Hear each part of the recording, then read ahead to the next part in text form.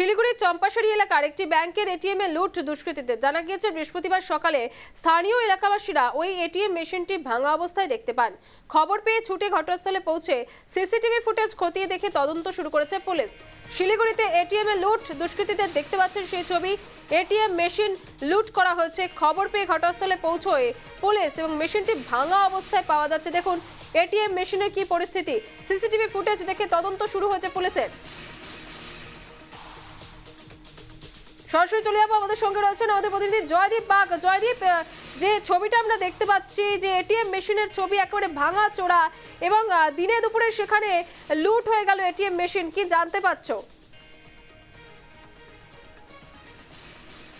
দেখো, বলে রাখি ময়নাগুড়ির পর কিন্তু সেই ঘটনার এখনো রেস কাটেনি। সেই ঘটনার রেস কাটতে না কাটতে এবার শিলিগুড়ি চম্পাশাড়ি এলাকায় গভীর রাতে একটি দুষ্কৃতী দল এসে পরপর দুটি এটিএম মেশিন কিন্তু গ্যাস কাটার দিয়ে রীতিমতো কাটে এবং তার ভিতরে যে টাকা ছিল সেই টাকা নিয়ে চম্পট দেয়। প্রাথমিকভাবে জানা গিয়েছে এই দুষ্কৃতীরা রাত্রি প্রায় আড়াই থেকে তিনটে নাগাদ তারা আসে এবং তারপরে কিন্তু এই ঘটনাটি ঘটিয়েছে। এবং যেটা ব্যাংকের সূত্রে জানা গিয়েছে প্রায় 10.5 লক্ষ টাকা ছিল এই দুটো এটিএম মেশিনের। একবার সেই ছবি একবার পবিকে বলবো তুলে ধরার জন্য সরাসরি, যে এটিএম মেশিন, যেই এটিএম মেশিনটির কাউন্টারটি রয়েছে সেটি দুটো মেশিন একেবারে পরপর দুটো মেশিন রয়েছে। দুটো মেশিনকে একেবারে গ্যাস কাটার দিয়ে ভল্ট কেটে তারপরে কিন্তু এর ভেতরে যে টাকাগুলি ছিল সেগুলি কিন্তু রীতিমতো কিন্তু নিয়ে চম্পট দিয়ে দুষ্কৃতীরা। এবং এই গ্যাস কাটারের দিয়ে যখন এই মেশিনগুলোকে কাটা হচ্ছিল রীতিমতো সে সময় অগ্নিকাণ্ডের ঘটনা ঘটে এবং মুহূর্তের মধ্যে আগুন কিন্তু ছড়িয়ে পড়ে এবং সেই ছবি কিন্তু দেখা যাচ্ছে সরাসরি। এবং দেখতে পাবে যে পুরো মেশিন কিন্তু পুড়ে গেছে এবং মেশিনের পাশে এসি মেশিন সমস্ত কিছু যাবতীয় জিনিস কিন্তু সমস্ত কিছু কিন্তু প্রায় এই আগুন লেগে যায় এবং মুহূর্তের মধ্যে আগুন লেগে যায়। এবং যেটা জানা গিয়েছে মুহূর্তের মধ্যে এই এলাকায় ধোঁয়াও হয়ে যায়। তবে যেটা প্রাথমিকভাবে পুলিশ সূত্রে জানা গিয়েছে দুষ্কৃতীরা এই এটিএম মেশিনে লুট চালানোর আগে এই এটিএম মেশিনের ভেতরে দেখা যায় সিসিটিভি ক্যামেরা, সেগুলোকে কিন্তু স্প্রে করে এবং সেগুলোকে স্প্রে করে তারপরে কিন্তু যথার্থভাবে এই লুট চালায়। সম্প্রতি কয়েকদিন আগেও কিন্তু ময়নাগুড়িতেও একই ধরনের ঘটনা এবং সেই ঘটনায় কিন্তু ইতিমধ্যে পুলিশ 4 জনকে গ্রেপ্তার করেছে।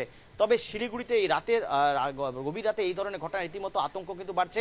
ঘটনার খবর পেয়ে ঘটনাস্থলে ইতিমধ্যে পৌঁছায় প্রধাননগর থানার পুলিশ ইতিমধ্যে যে এখানকার সিসিটিভি ফুটেজ, সেই সিসিটিভি ফুটেজ খতিয়ে দেখে এবং স্থানীয়দের সাথে কথা বলে সমস্ত বিষয়ে তদন্ত শুরু করেছে। একবার সমস্ত সেই ছবিটা আমরা সরাসরি সেই ছবি তুলে ধরছি। ব্যাংকের উচ্চপদস্থ আধিকারিক তারাও ঘটনাস্থলে রয়েছেন, তারাও সমস্ত বিষয়গুলি কিন্তু খতিয়ে দেখছেন কিভাবে কি হলো। পুলিশের সাথে তারাও বিষয়টি খতিয়ে দেখে পুরো জিনিসটা জানার চেষ্টা করছেন। একবার এই মুহূর্তে যে রাষ্ট্রায়ত্ত ব্যাংক, সেই রাষ্ট্রায়ত্ত ব্যাংকের আধিকারিকরা তারা ঘটনাস্থলে রয়েছেন, তারা যাবতীয় বিষয় খতিয়ে দেখছেন এবং কিভাবে দুষ্কৃতীরা ঘটনাগুলো সমস্ত কিছু খতিয়ে দেখছেন। পাশাপাশি যেটা জানা গিয়েছে যে এটিএম এর ভেতরে ঠিক কত টাকা ছিল সেটা প্রাথমিকভাবে যেটা মনে করা হচ্ছে 10.5 লক্ষ টাকা ছিল। তবে সেই টাকার ভরার পর তা উইথড্র হয়েছে কিনা, আরও কত টাকা খোয়া গেছে সেই এক্সাক্ট হিসাব কিন্তু এখনো করা হচ্ছে ব্যাংকের তরফে।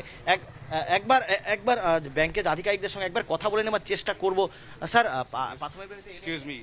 একবার ব্যাংকের আধিকারিকরা তারা কিন্তু সরাসরি কথা বলতে চাইছেন না, তবে ঠিক ঘটনাটা কি হয়েছিল সেই নিয়ে একবার স্থানীয় একজন ব্যক্তি রয়েছেন, তার সাথে আমি সরাসরি কথা বলবো। প্রত্যক্ষদর্শী, কি বলবেন, গতকাল কি হয়েছিল, রাতে কি দেখেছিলেন? রাত্রে আমার মেয়ে জাগনা ছিল, ওই সময় পড়াশোনা করতেছিল। ও যখন এখানে আওয়াজ পেয়েছে, ঘটঘট থেকে অপোজিটে আমার বাড়ি, তো ওখান থেকে ও ভাবছে যে রাত্রেবেলা বোধহয় এটিএম কোনো খারাপ হয়েছে বোধহয়, যার জন্য হয়তো কোনো মেকানিক আসছে। কিন্তু ও যখন বুঝতে পারলো যে না, এত রাতে তো মেকানিকে আসার কথা না, হয়তো নিশ্চয়ই এরা চোর হবে, সঙ্গে সঙ্গে ও 100 ডায়াল ফোন করে। 100 ডায়াল যখন না লাগার পরে ও আমার সিসিটিভি অন করে।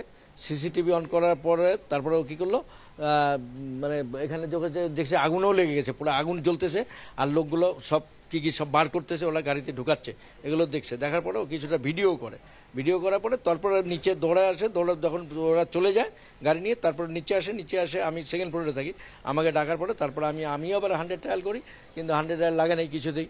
পরে আমি সবাইকে আবার আশেপাশের লোককে পুরো ডাকাডাকি করে নিচে আসি। তারপরে আমার কাছে একটা অফিসারের নাম্বার ছিল, সেই অফিসারকে আমি ফোন করি থানায়, যেহেতু 100 ডায়াল লাগে না, ওই অফিসারকে ফোন করার পরে উনি রিসিভ করার পরে উনি সঙ্গে সঙ্গে উনিও ভ্যান পাঠায়। তারপর দমকলকেও ফোন করে, দমকলও আসে। তারপর তো যা হবার হলো।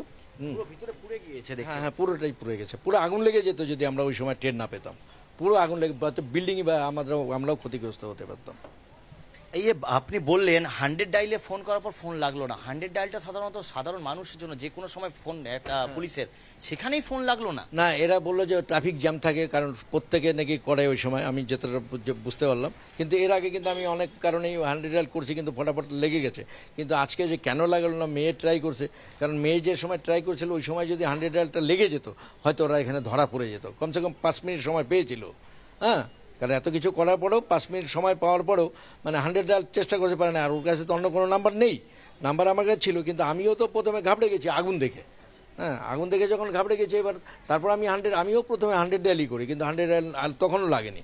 পরে আমি চিন্তা করলাম যে দেখি আমার কাছে কোনো নাম্বার তো অফিসারদের নাম্বার টুকটাক থাকে, তো এক অফিসারকে ফোন করছি, উনি পুরো রিং হয়ে গেছে কিন্তু তুললেনি। পরে আমি জানতে পারলাম যে উনি নাকি এখান থেকে ট্রান্সফার হয়ে গেছে। পরে এখানে পিছিপাটির বড়বাবুর নাম্বারও আমার কাছে ছিল, পরে ওনাকে ফোন করি, তারপরে উনি এগুলো ট্যাকেল করে। পরে যাওয়ার আগে কি ওরা কি এই এলাকায় কি কিছু করে ফেলে গেছে? না না না না, কিচ্ছু ফেলে হয়ে গেছিল। হ্যাঁ হ্যাঁ, পুরো এই এরিয়াটাই ধোয়া হয়ে গেছিল। এই যে পরপরে ময়নাগুড়ির কয়েকদিন আগে ঘটনা ঘটলো, তারপরে এই এটিএম এ তো তাহলে কি বলবেন, এই এটিএম এর সুরক্ষা কতটা রয়েছে? এটিএম এ তো আমি মনে করি যে প্রত্যেকটা এটিএম এ কমসে কম একজন করে সিকিউরিটি দেওয়া উচিত। কারণ এখান থেকে তো, কারণ এই এটিএম হওয়াতে তো ব্যাংকের উপর অনেকটাই চাপ কমে গেছে না। এটিএম যদি না থাকতো তাহলে ব্যাংকে তো প্রচুর লোক রিক্রুট করতে হতো।